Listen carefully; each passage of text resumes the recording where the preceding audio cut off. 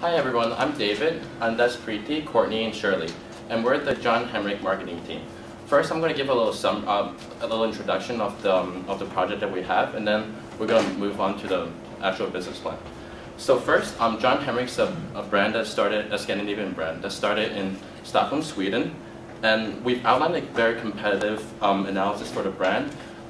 First of all, John Henric is a Swedish brand started in Stockholm, Sweden, and also it's a menswear brand for young professionals. Major competitors that we've also researched for the brand includes J. Crew, J. Lindbergh, and also Club Monaco. And we've figured out different suitable entry modes that we've learned from class.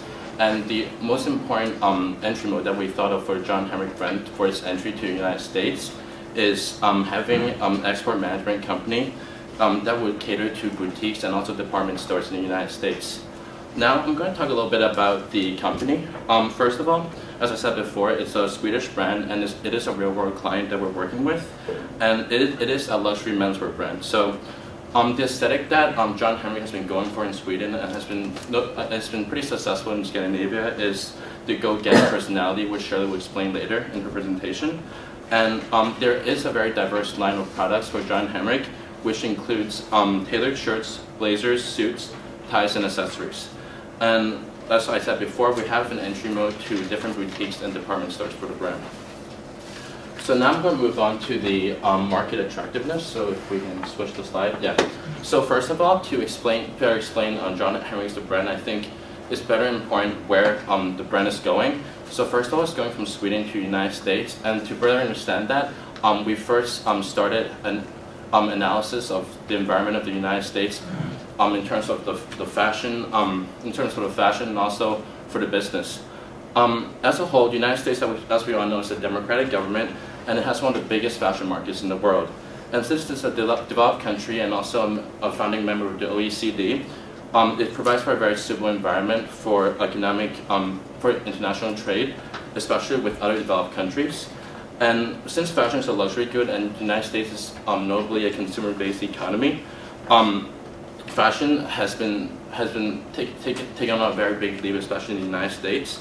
And for us to better understand how John Henric would thrive in the United States, it's also important to see how fashion trends work in the United States. So now I'm going to analyze a little bit about how the fashion trend would work. First of all, it's mainly fashion in the United States based upon different fashion weeks within the United States and also in other areas like in the European Union. So it begins with fashion shows typically in Paris, Milan, and also the United States. And fashion is very interesting as a business for in terms of comparing with other businesses, because it's very diverse and it's very globalized, because a lot of fashion trends that we see today is actually different trends that we see from Paris and also Milan that's also influencing New York, and also vice versa.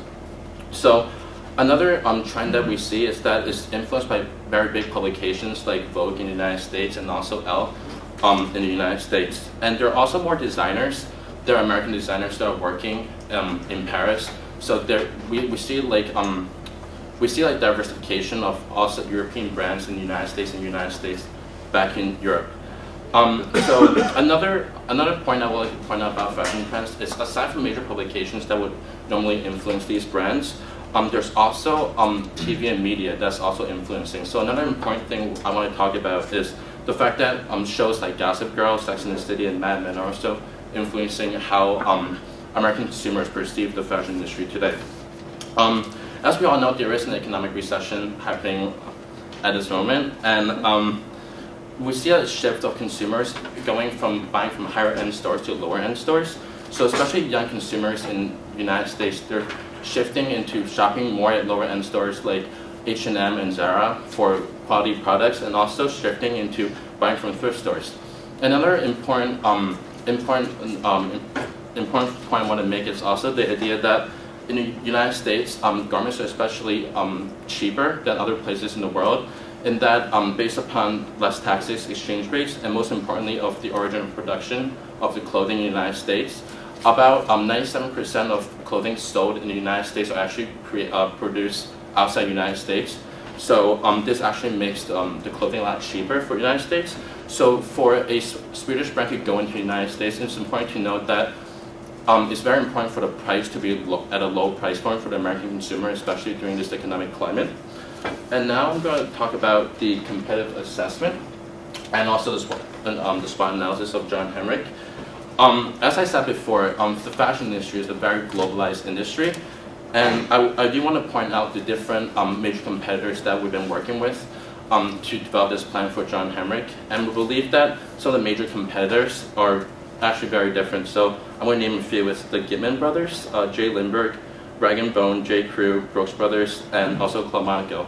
But for the interest of time, I'm just going to name 3 companies and also name the strengths and weaknesses of each to show how it's beneficial as a model for John Henric and also what John Henric benefits from these companies.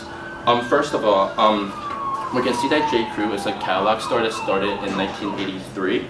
And over the past 10 years, it's thrived greatly in the United States, mainly because it's been selling the idea of a J. Crew lifestyle, which is the idea of an American preppy lifestyle. And also, for the past 2 years, it's been paying very close attention to different trends because it's hired different stylists to essentially curate from other brands so they could sell from other places. So in terms of John Henric, they do have to pay very close attention to what is popular in the United States. And for J. Lindbergh, it's another brand that we thought of as a major competitor. It was started in 1996 by Johan Lindbergh. And this is a notable brand for John Henric because it's the closest in terms of the business model. So it's a brand that started in Stockholm, Sweden. And afterwards, it's been very successful in the United States because it has a very unique business model in that when it first started out, it had a parallel office between New York City and also Stockholm, Sweden. And through this, they communicate back and forth very closely, so they can adapt to consumer preferences very fast. So that is something that we can also draw for John Henric. And lastly, we have Club Monaco as the company that we want to talk about. Is that it's important to analyze Club Monaco because it's very similar in aesthetic to what I believe John Henric to be, which is to cater to young professionals and also for young professionals to also wear the clothing that they wear in the office in a more casual setting. So right now, I'll talk a little bit the SWOT analysis of John Henric. One of the strengths, I'm not going to name all the strengths because I'm going to save it for later when we discuss it later. But in terms of the strengths, there is a good brand origin in that right now the fashion trend is towards Scandinavian design.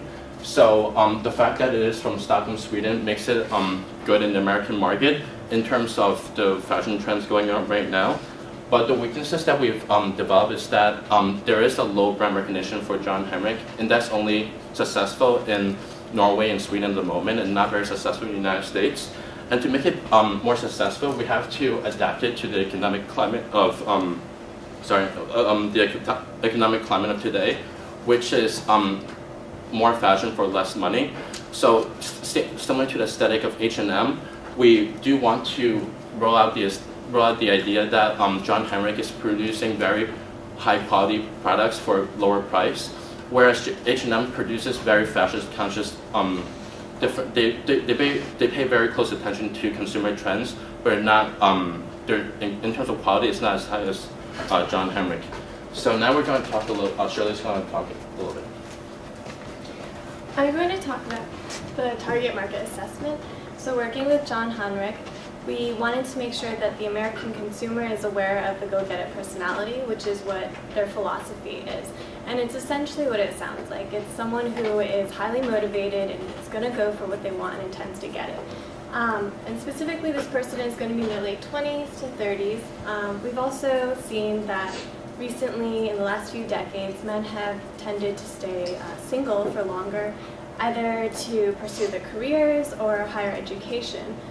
We also see that with their discretionary income, then they can spend it and focus more on themselves, so probably more on non-essential goods, such as clothing, because they don't have to worry about household things like their children or buying a house.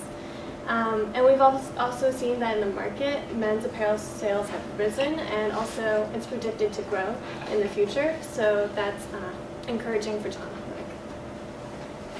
So now I'm going to be speaking about our market entry strategy.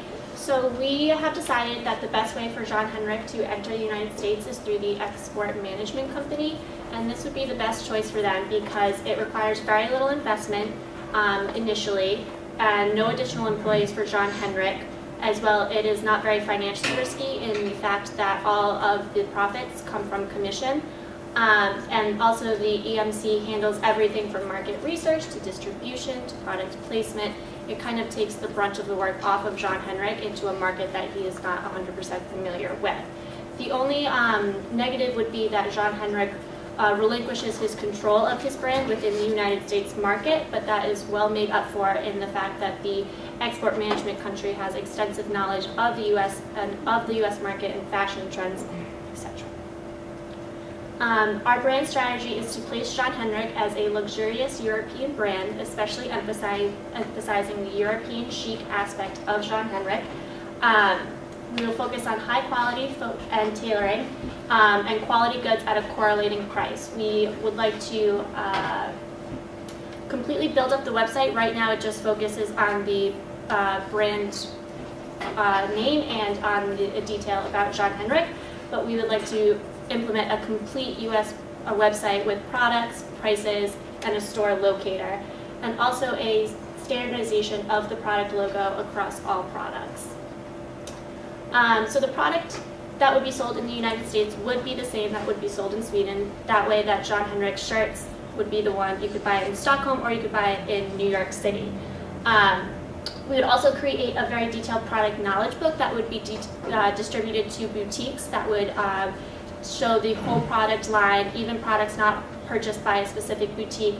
That would be helpful for the sales associates in the store for placing outfits together, and it would also help boutiques make future purchasing decisions to show what other products are offered besides the ones that they have currently in their stores. All right, so we are recommending that John Henric enter the U.S. market through high-end boutiques, and also that they focus on the Northeast and Mid-Atlantic regions. The reason that we are suggesting a more focused region for entering the U.S. market is to lower costs of distribution and make it a little bit easier. But we do recommend that the